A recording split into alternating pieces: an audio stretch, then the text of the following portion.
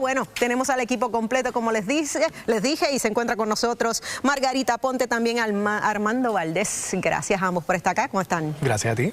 Muy bien. Qué bueno. Saludos, Margarita. muy buenas noches. Y mira, que muchas noticias para hacer caliente un viernes. Así es. Caliente un viernes. Bueno, y para analizar el tema del momento, que rompió hace algunas horas apenas. Exacto. Francisco Párez, exsecretario del Departamento de Hacienda. También se encuentra con nosotros el representante Ramón Torres del Partido Popular Democrático, miembro de la Comisión Cameral de Seguridad. Gracias a ambos por estar acá. Por la oportunidad. Saludos, buenas noches al país, buenas noches, Francisco. Saludos. Párez, ¿le sorprendió esta decisión, que sale apenas unas horas atrás del Tribunal Apelativo? No, porque ya se veía venir con la decisión que tomó el Tribunal de Primera Instancia, también esa interacción inicial del Tribunal de Apelaciones, particularmente con el licenciado Antonio Zagardía, se toma esta determinación.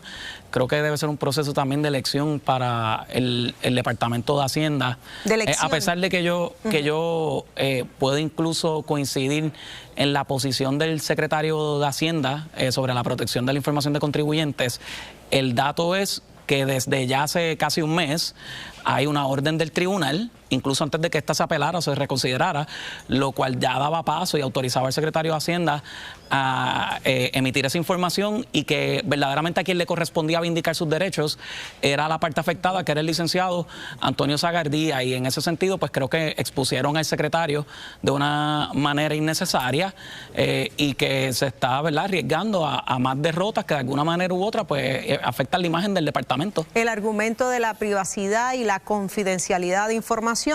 Yo creo que son importantes, y de hecho, a mi juicio, donde tengo diferencias con los jueces, yo no soy abogado, simplemente administré el Código de Rentas Internas por 4 años y medio, es que se está pidiendo información que es colateral a la planilla y que a mi juicio también debería estar cubierta por el derecho a la intimidad.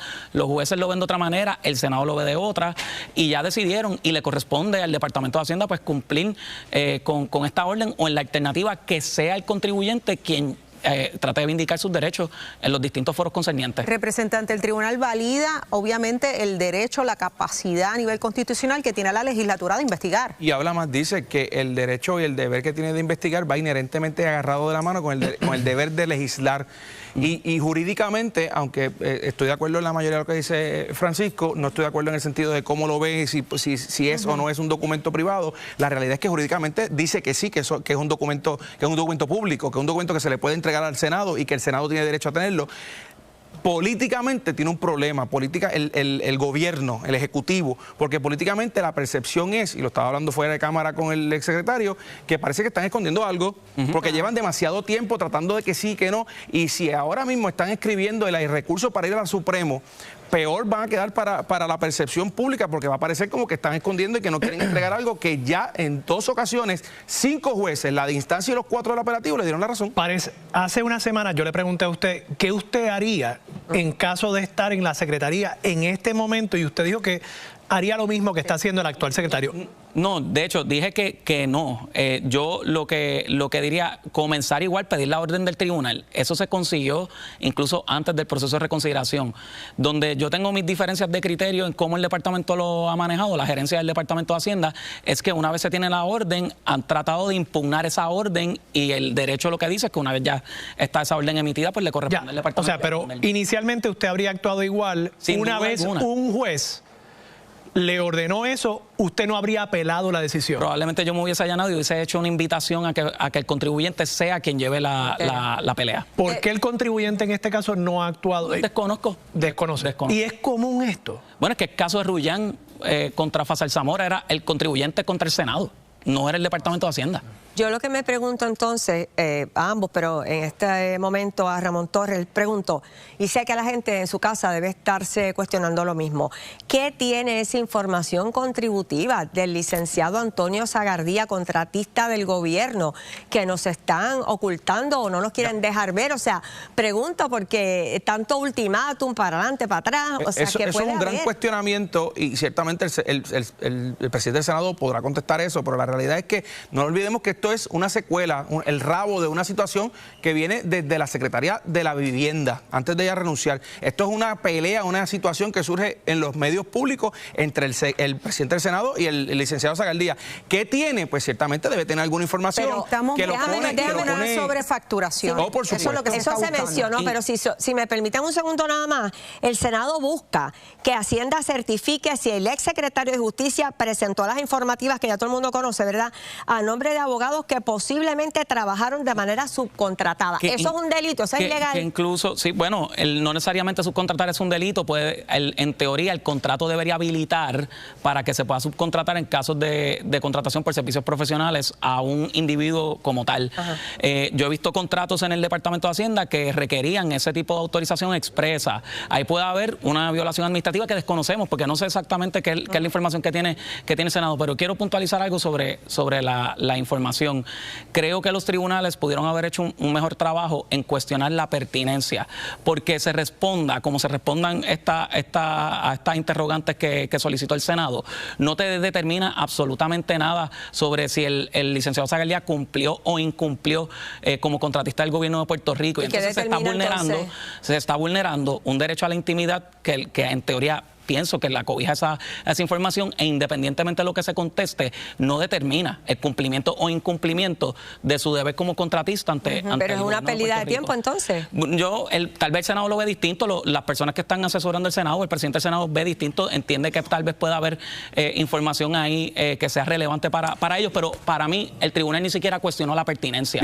Y en ese sentido, pues creo emitir una orden sin hacer esos cuestionamientos que para mí... en ese sentido me parece, y por ahí es que uno puede especular de que el Senado tiene ya la información y lo que está buscando es corroborarla. Sí. Que ciertamente, ¿verdad?, esa teoría, ese precepto de que uno no hace preguntas que no sepa la contestación, por ahí que posiblemente el Senado está. Ahora bien, la sentencia al final no dice, pero uno interpreta que no le da 48 horas como todo el mundo dice, lo que le da es 24. ¿Por qué? Porque la sentencia lo que dice es, se deja sin efecto la paralización, que se paralizó el lunes pasado.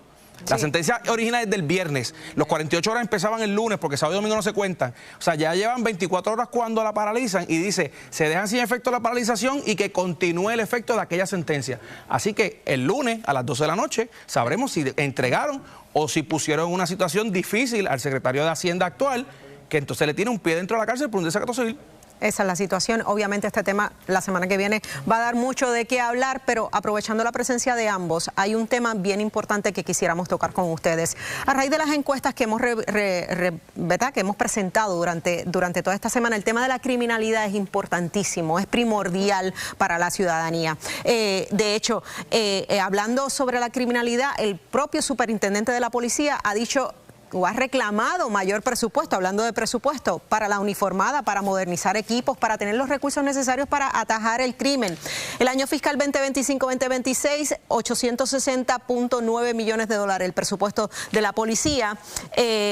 Esto obviamente representa una reducción o el que se pretende aprobar es una reducción a esta cantidad. O sea, él necesita más dinero para poder operar, definitivamente. Estuvo aquí con nosotros el superintendente de la policía haciendo énfasis, sin dinero no podemos atender el crimen. ¿Hay dinero para la policía o las prioridades de este gobierno están trastocadas? Creo que hay recursos. El gobierno de Puerto Rico recauda cerca de 13.000 millones de dólares, pero sí concedo y reconozco que se tendrían que tomar decisiones bastante antipáticas para mover lo que son esas prioridades y poder cumplir con lo que son las prioridades particularmente. ¿Se le puede dar a los uniformados el aumento que necesitan? Sobre eso, lo que pasa es que si el 70% casi del presupuesto del Fondo General se va en servicio a la deuda, pensiones y pago de nómina, y quieres mover y quieres financiar programas de gobierno que todos podemos coincidir que se debe financiar aún mejor la policía de Puerto Rico, pues acarrea con toda probabilidad tener que tocar una de esas tres partidas que señalé. El superintendente estuvo aquí, quisiera que escucharan lo que él dijo que está teniendo que hacer la policía, ¿verdad? Quizás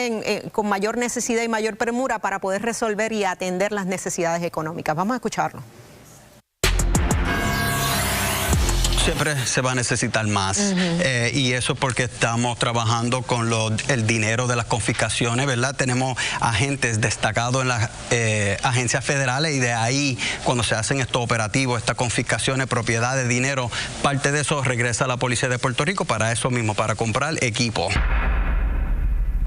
Obviamente están estirando el peso. Mira, esto se puede resolver mañana si eliminan el DSP.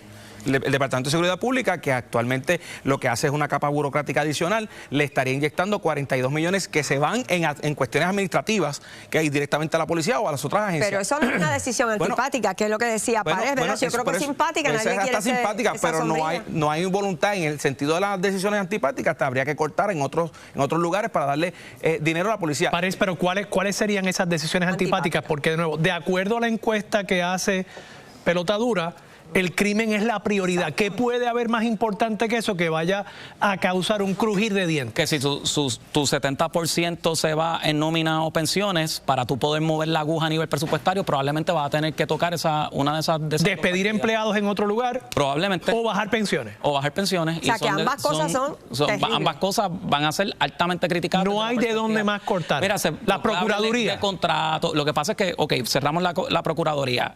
¿Qué es lo que más gasta la Procuraduría?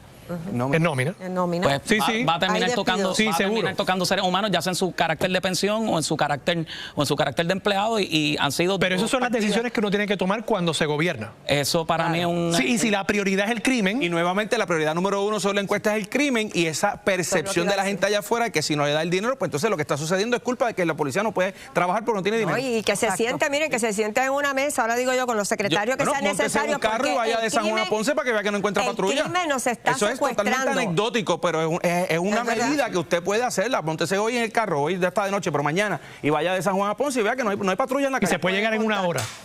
Bueno, yo no lo recuerdo. Porque no paran a nadie, es que es la verdad. Sí, es la verdad, no paran a nadie. Y de verdad que el crimen nos tiene a todos secuestrados, nos tiene a todos preocupados. Y para poderlo atender hay que tomar decisiones difíciles que desde la perspectiva política van a ser bien criticadas, y es lo que yo creo, a base de mi experiencia, que ha impedido que se tomen esas decisiones. Es triste, claro que sí. Hay que ser valiente. Hay que ser valiente, sin duda alguna. Gracias a ambos por la discusión. Bueno, amigos, vamos.